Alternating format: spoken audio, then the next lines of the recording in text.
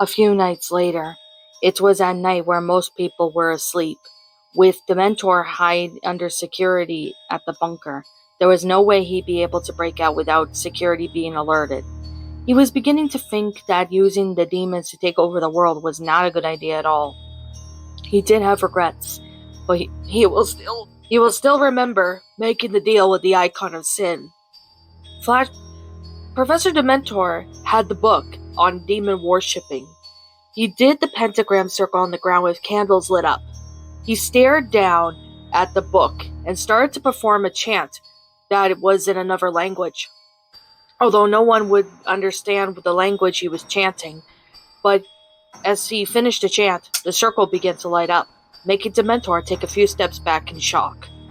The circle began to glow into the portal, and a demon began to crawl out of it.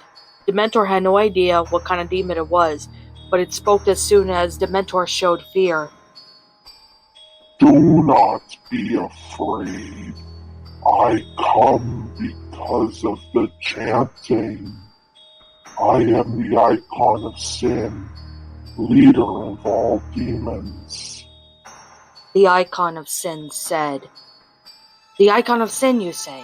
So the demon worshipping instructions I followed worked? Dementor said. Then he got excited. Yes, it worked. I can't believe it actually worked. Settle down, mortal. How may I be of service to you? The Icon of Sin asked. Well, there's this hero named Kim Possible. She has a sidekick named Ron Stoppable. They all live in Middleton. They have friends and families there, and I would like you to unleash your demons to kill them all. I am through with Kim Possible and her friends winning against me all this time. Dementor explained as the Icon of Sin nodded. If I do that, how will you pay me for my services? The Icon of Sin asked. I do have $1 million. You could have that, Dementor suggested, but the Icon of Sin shook his head. No! What good would money do for demons anyway? How about I overtake over Earth and start a demon apocalypse, and that will wipe out all humans on Earth? The Icon of Sin stated a question as he explained another idea for payment. Anything but that, Icon of Sin. Why do you want to take over Earth? Dementor asked. Because you humans have never let us have the chance. Why do we want to take over? The Icon of Sin roared at this. Can we have a payment be treasure, jewels, anything? Dementor asked, now getting panicky about it. No! I am not repeating myself. If you don't agree with this, get out of my sight. But Dementor tried to speak, but the Icon of Sin cut him off. I said go! The Icon of Sin roared. This got Dementor to run away from his lair, and he jumped out of the nearby window, narrowly escaping the Icon of Sin. The demon chuckled as he lured the demons from hell to roam Earth. Dementor still dreaded the day that the Icon of Sin wanted to take over, and his plan succeeded. He wished that the Icon of Sin would take anything else as payment, but the demons wanted things done his way anyway, and he got what he wanted. However, Doomguy then looked at Dementor. Where can the Icon of Sin be hiding now? Dementor asked. Wade is going to doing what he can to find him. He is proving to be difficult to track down. He must either be in hell or somewhere else. It can be hard to track him, Doomguy stated. Have you heard of the Icon of Sin? Dementor asked. Of course I have. Am I stupid to you? Doomguy scoffed. Dementor knew it was a stupid question that he had to ask. The Icon of Sin is a very dangerous demon, Doomguy. You don't want to mess with him, Dementor replied. I've battled worse before, so he will not be any different than any other demon I have killed, Doomguy said. In the living quarters of the bunker, Kim and Ron were having coffee and breakfast with Shigo, James, Nana, and even Jim and Tim. "Where are you guys when you got scratched?" Kim asked. "Oh well, that was when I was stopping at the convenience store to grab something. And when I was attacked, it scratched me when it let out a shriek," James answered. "Was that an imp?" Ron asked. "Now that you mention it, it threw a fireball at me before I was attacked, so I dodged the fireball when it started to scratch me. I managed to hit it in the head with a beer bottle and took off," James replied. "Dad was an imp. Back at the house, we had one that walked in our house, throwing fireballs, but we managed to kill it with the gun we had in the rack.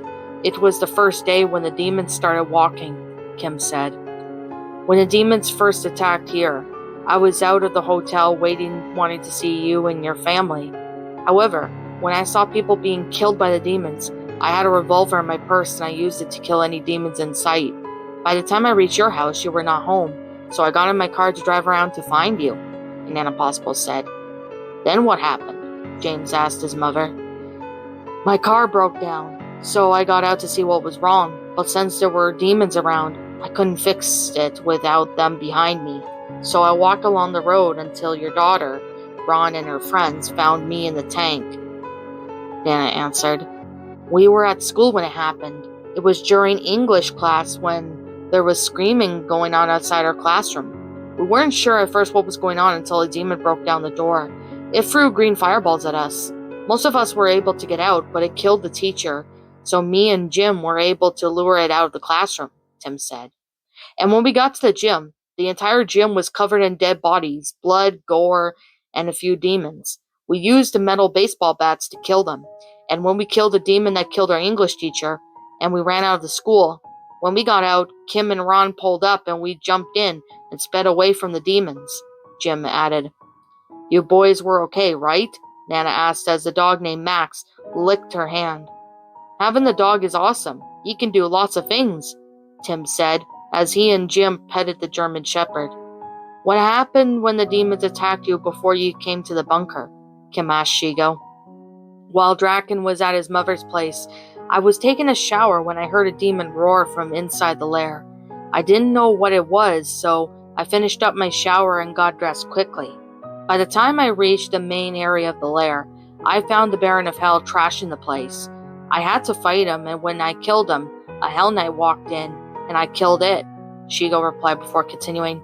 "I called Dr. D to let him know about the danger, and when he called me first and told me what was going on, he was in tears since he said that his mother was dead.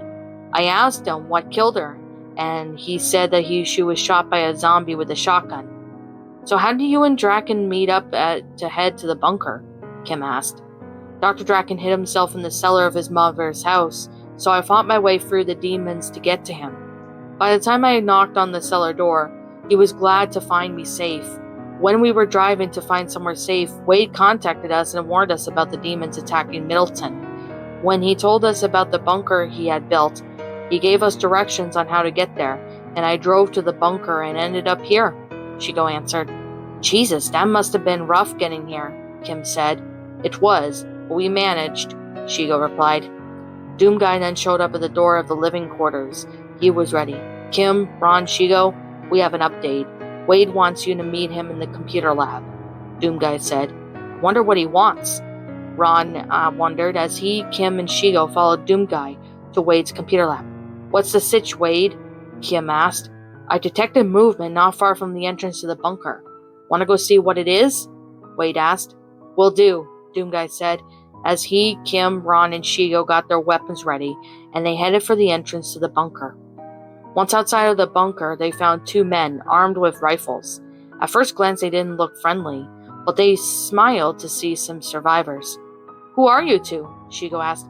"I'm Dylan St. Matthews, and this is my brother Jeffrey St. Matthews. We own a dairy farm on a secluded country road.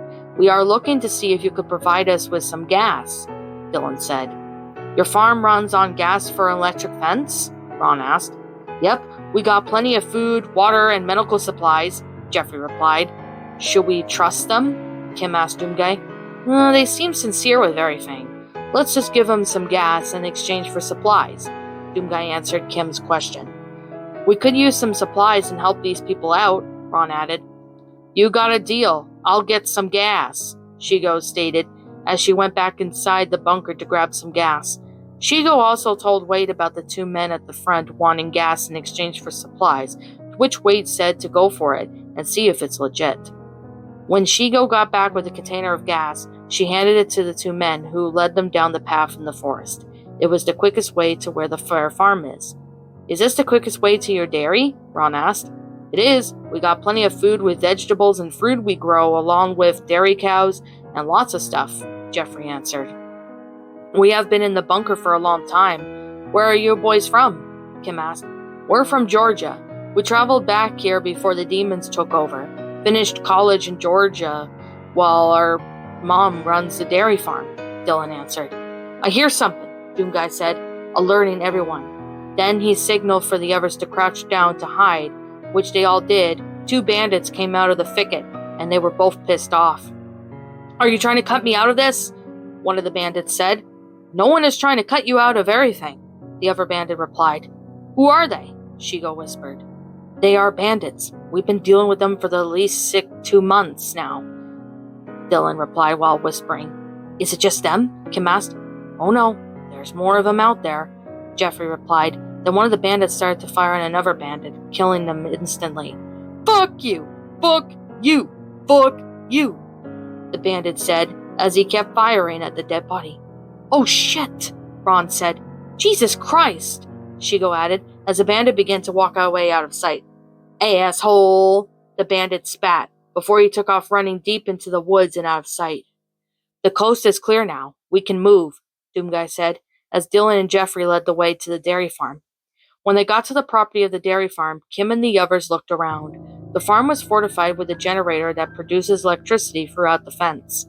This fence looks electrified. Keeps the demons out? Ron asked. Yep, no demons can get in or out without being electrocuted, Dylan answered. Welcome to the St. Matthew's Dairy.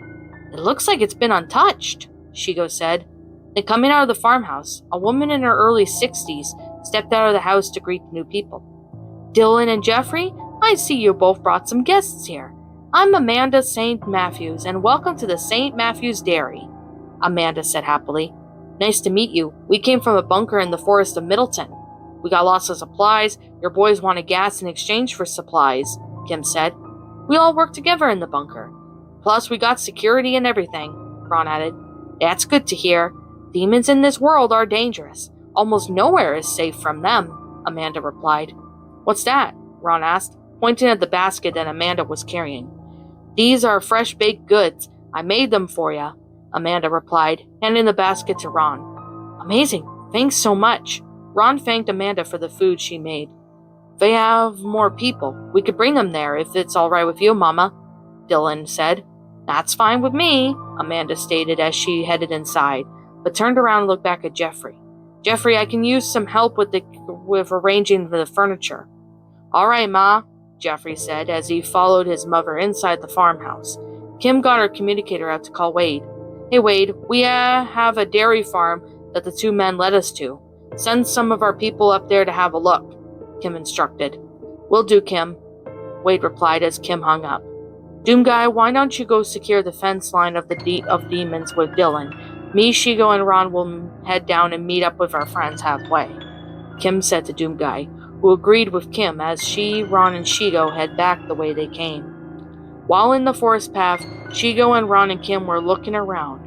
Their friends, all was quiet and no demons were around, to which it was deafening. Kim scanned the tree line and saw a deer eating grass. As they watched a deer eating grass, a blood-curdling scream came from somewhere in the forest.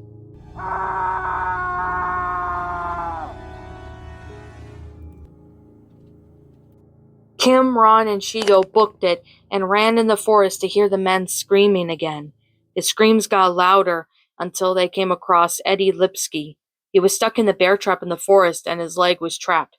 What the fuck? Why is there a bear trap out here? Kim questioned. Eddie, is that you? Shigo asked. Yes, it is. I'm stuck in this bear trap, Ed replied, crying out in pain. There's no release latch, KP, Ron said, examining the bear trap. Suddenly, imps and former demons with pistols and shotguns started to come out from behind the forest.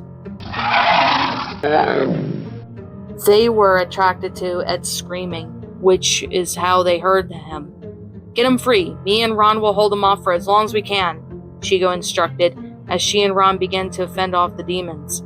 Kim tried to pry open the bear trap, but no matter how hard she tried, the trap would not come loose. Kim had to do something and make it quick, as the demons were closing in on them. "I'm gonna have to saw your leg off," Kim said sadly as she revs up the chainsaw. "Try the trap again.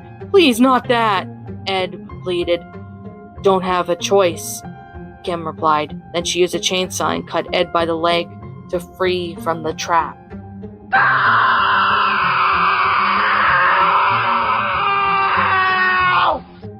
Eddie screamed in pain as the chainsaw cut through his leg.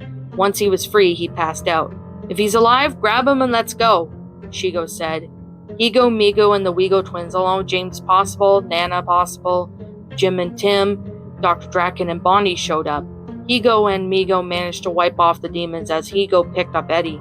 "Let's get out of here," Ron stated, as he, Kim, and Shigo and the others ran away from the demons and headed down a different path to the dairy farm. When they got back to the dairy farm, Amanda saw that Higo was carrying Eddie on his back. Jeffrey and Dylan rushed to the scene while greeting Kim's group. "Oh my lord, what happened to that man?" Amanda said in shock. "He was in a bear trap in the woods, so I had to see his leg free," Kim explained. "That's Eddie. Will he be okay?" Dr. Draken asked, seeing his cousin injured. "Who would set a bear trap in the middle of the woods?" Bonnie asked. "No idea, but let us take Eddie in and we'll have a look at him," Dylan said as Higo handed Dylan Eddie as he headed inside with Amanda. "While we were setting the fence up, some bandits were shooting at me and Dylan earlier while you guys were gone," Doomguy stated. "They did? Has the St. Matthews had issues with the bandits?" Shigo asked. "We made a deal with them by giving them food, and they will stop shooting at us. I guess whatever's going on, they weren't going to go down without a fight," Jeffrey replied. "Do you know where their hideouts are?" Ron asked. "Well, they're hard to pinpoint, but I do know at least one of their camps are located," Jeffrey answered. "I'll go with you, Jeffrey, and we'll find this camp," Kim stated. "Sounds good. I'll get my gun and we'll both go," Jeffrey said, as he headed inside the farmhouse to go get his gun. "Doomguy and I will keep an eye out for the demons," Shigo said to Kim. "And while we all get comfortable," James added. When Jeffrey got back with the gun in hand, he and Kim headed for the forest to find one of the campsites that the bandits have. What's up, my pretties? It's the Lion Queen here. I want to appreciate you all for tuning into this video, and I do appreciate you guys supporting my video by giving this video likes and stuff. If you really enjoyed this video, be sure to leave a like, comment and subscribe if you're new, ring the bell for notifications to when I upload so that way you guys will get updated for whenever I upload. If you want to follow me on Twitter or DeviantArt, feel free to leave a follow on those if you are interested in following me on those socials. If you want to support my backup channel, known as Miss Dark Shigo, feel free to subscribe to it, as a link to that will also be in the About page section. And with that being said, and that being the case, thank you so much for watching, my pretties, and as always, stay pretty.